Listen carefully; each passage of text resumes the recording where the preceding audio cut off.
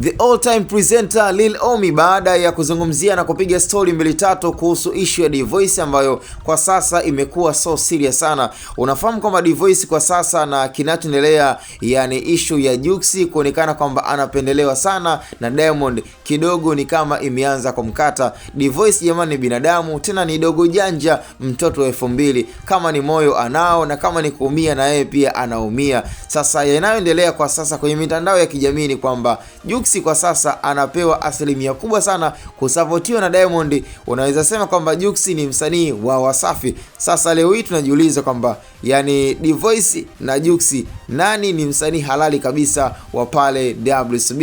Lakini mwisho wa siku kweli ni kwamba tunafahamu D'Voice ndo msanii halali, lakini cha ajabu the way ambavyo Diamond amekuwa kimtreat D'Voice ni kana kwamba ni msanii wa nje. Sasa takwimu ambazo zinatuonyesha ni kwamba Jux kwa sasa anapewa support kubwa sana. Nimekuwa nikizungumzia issue na harakati za uachiaji wa nyimbo kati ya Diamond na Jux umekuwa ni mkubwa sana kwenye issue ya collab, na hata pia kwenye hizo collab bajeti ambaye amekuwa kigaramia issue ya video kwa 80% ni Diamond Platnumz. Kwa moja unaona kwamba Diamond anajitoa sana kwenye mambo ya Jux.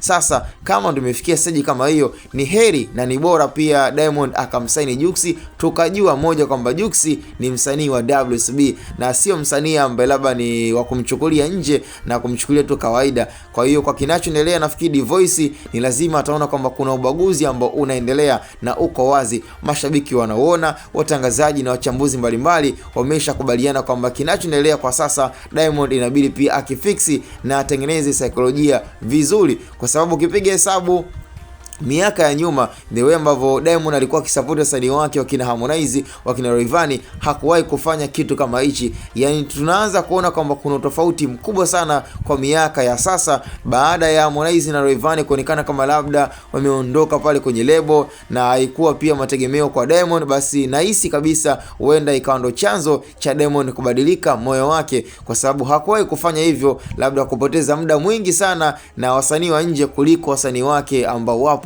kwenye lebo.